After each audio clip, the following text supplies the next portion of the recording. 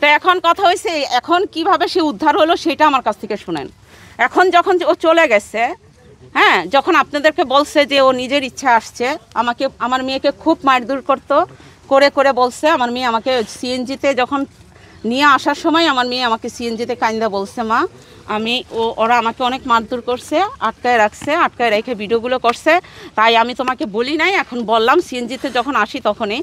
এখন কথা হয়েছে যে আপনাদের মাধ্যমে যখন জানছি মা বাবাকে সে ঘৃণা করতেছে, সেই ছেলের সাপোর্টে কথা বলতেছে, তখন আমি সিদ্ধান্ত নিয়েছি যেহেতু এত কিছু করার পরে সেই ছেলের কাছে গেছে, সে বিয়ে করছে, ঠিক আছে, তাহলে এই ছেলেকে নিয়ে থাক, আমি খোঁজখবর নিব মা কেমন আছে, ভালো আছে, শেষ। অথচ আমার মেয়েটা বলতে পারতেছিল না, মেয়ে এতটাই চাপের ভিতরে রাখছিল, সে বলতে পারতেছিল না। সে তাকে বউ সাজাইছে, সেদিন আমার মেয়ে না করছে আমি বউ সাজবো না, বউ সাজাইছে, একটা কাগজ এনে দেখাইছে আপনাদের কাছে দূর থেকে, হ্যাঁ, এটা আমার মেয়ে বলছে যে মা আমাকে মারধর করে এগুলো বলছে। আমার মেয়ের প্রতিটা গায়ে স্পট আছে, সে যে আঘাত করছে স্পটগুলো আছে, আমি ছবি তুলে রাখছি, আপনাদেরকে দিব। আর তারপরে মেয়েকে প্রচুর মারধর করে। ওর বাসায় একটা ম্যানেজার ছিল, অয়ন নামের একটা ছেলে, চয়ন নামের একটা ছেলে ছিল, সেই ছেলেটাকে আমার মেয়ে নাম্বার দিছে। ওই ছেলেটা আমাকে ফোন দিয়ে বলতেছে, আন্টি ইকরা খুব বিপদে আছে, ইকরাকে আপনি বাঁচান। হ্যাঁ, তো জুনিয়র সাকিবকে আমি মেসেঞ্জারে মেসেজ দিয়েছি যে সাকিব, আমার একটা ছোটো বাবু আছে, তুমি কি আমার বাবুটার সাথে টিকটক বানাবা? তো ও বলতেছে হ্যাঁ, কেন আপু, বানাবো না কেন? সে আমাকে আপু ডাকছে, বড় আপু। বলতেছে আমার তো আপু নাই, আপনি আমার বড় আপুর মতন। আমি বলছি আচ্ছা ঠিক আছে, তাহলে তুমি আসো, আমার বাসায় আসো, বাসায় বানাই, আমরা তো বাইরে যাই না। তবে বাসায় বানাইছে, ওই একদিন বানাইছে, বানানোর পরে ইকরার আবার কোচিংয়ের প্রোগ্রাম ছিল, ও একটা শাড়ি পরা ছিল। তা আমি ইকরাকে বলতেছি, ইকরা তুমি কি বানাবা টিকটক? তো ও বলতেছে আম্মু এই ছেলেটা তো খারাপভাবে ভাইরাল, বানাবো না।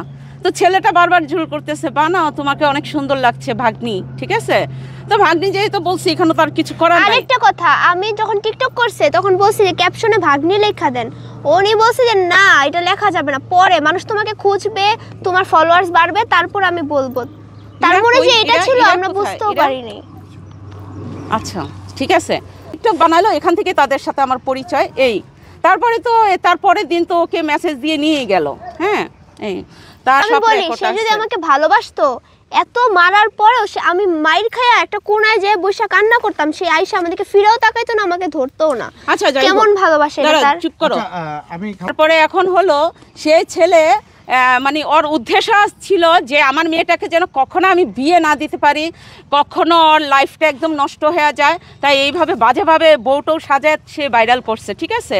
অথচ সে যে বিয়ে করছে, তাহলে ওর কাবিনের একটা ছবি দেয় না কেন? সে যে বিয়ে করছে তার কাবিনের একটা, আমি বারবার বলছি তাহলে তুমি একটা ছবি তুলে দাও, তাহলে দূরের থেকে আপনাদের সাংবাদিকদেরকে কেন দেখাইলো, দূরের থেকে দেখাইলো কেন, তাই না?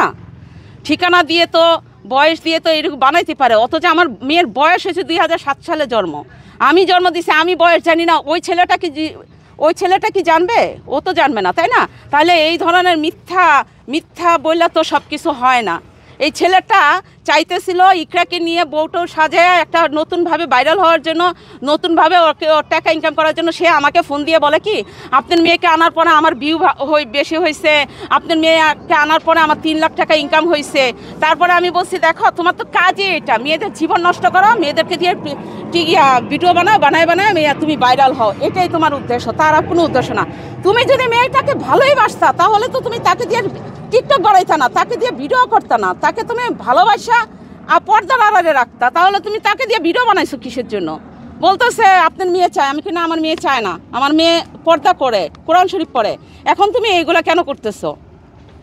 এই আর কি কথা। এখন আজকেও আমার মেয়েকে যখন আমি এখানে নিয়ে আসি আপনাদের সামনে কথা বলার জন্য, এখনও আমার মেয়েকে ফোন দিয়ে হুমকি দেয়, আপনি যদি তুমি যদি ওখানে যাও তাহলে তোমার সমস্যা হবে।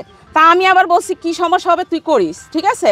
তার মানে এই ছেলেটা আমাদের পিছনে কেন লাগছে এটা অবশ্যই আপনারা জিজ্ঞেস করবেন, কি কারণ, কি চায়। তারপর আমার মেয়েকে শিখা দেয় যে তোমার বাবার টাকা আছে, তুমি আমার 50 লাখ টাকা নিয়ে আসো, ঠিক আছে। সে আমাকেও ফোন দিয়ে বলে আমার আমার জীবনে এই অঘটনটা ঘটার জন্য আপনি দায়ী, আপনি আমাকে 50 লাখ টাকা জরিমানা দিয়ে তারপর আপনার মেয়েকে নিয়ে যান, আপনি না হলে আমি দিব না, ঠিক আছে। তারপরে আমি বলছি যে ও তার মানে তুমি ভালোবাসে নাই, আমাদের টাকা খাওয়ার জন্য কি এগুলো করছো বলে। তারপরে আবার সে কথা ঘুরে ফেলছে, বলছে কি মানে কি জানি বলছে, আমি জানি না, ভুলে গেছি। তো এগুলো আমার কাছে, মানে কোনটা রাইট?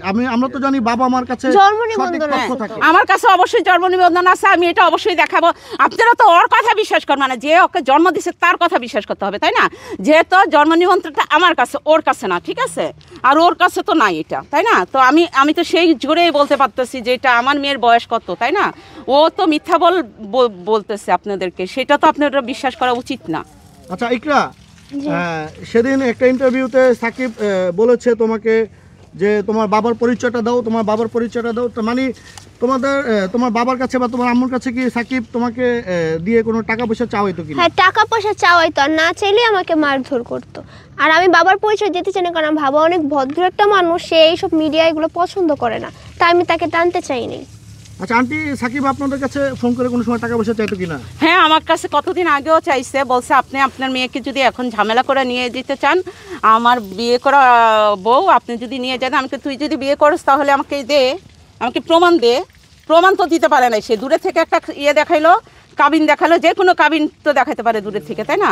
এই কাবিন তো বানানো যায়, তাই না? হাজার হাজার ভুয়া কাবিন বানানো যায়। একটা মেয়ের যদি বিয়ে না হয় তাহলে সেটা কিভাবে, একটা মেয়ের যদি বয়সই না হয় তাহলে এটা কিভাবে হলো বিয়েটা, তাই না? এটাও তো প্রশ্ন। তো আপনাদের কাছে আমার প্রশ্ন যে সে এত মিথ্যা কথা বলে নিজেকে সে প্রমাণ করতে চায়, সে সবই সত্য বলে আর আমরা সবই মিথ্যা বলি, ঠিক আছে? ওর এটা পেশা, এটা একটা এটা একটা অভ্যাস হয়ে গেছে মানুষের নামে মিথ্যা কথা বলা। আচ্ছা আরেকটা তাই বলছি, একটাবার প্রমাণ দেখান যে আমি এই মেয়েটার সাথে জড়িত ছিলাম। শিখা তোমার গালি দিতে এগুলো বলো।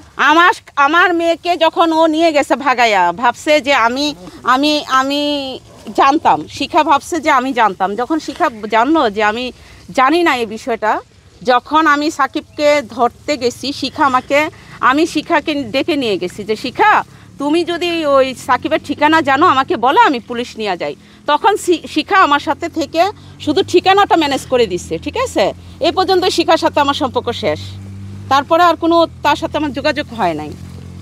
মানে আমরা তো জানি সাকিবের সাথে, সাকিব যে জেলে গিয়েছে, ইকরার সাথে একটি সম্পর্ক হয়েছিল, সেই সম্পর্ক জেরে আপনার বিয়ে করেছে, সাকিব ইকরাকে নিয়ে গেছে। আপনারা ইকরা নাবালক মেয়ে, আপনি মামলা করেছেন, সেই মামলায় জেলে গিয়েছে। হ্যাঁ, তো যখন জেল থেকে বের হয়েছে, এটা কি আপনি আপোষে আপনার না, আমার এখনো মামলা চলতেছে ওর নামে।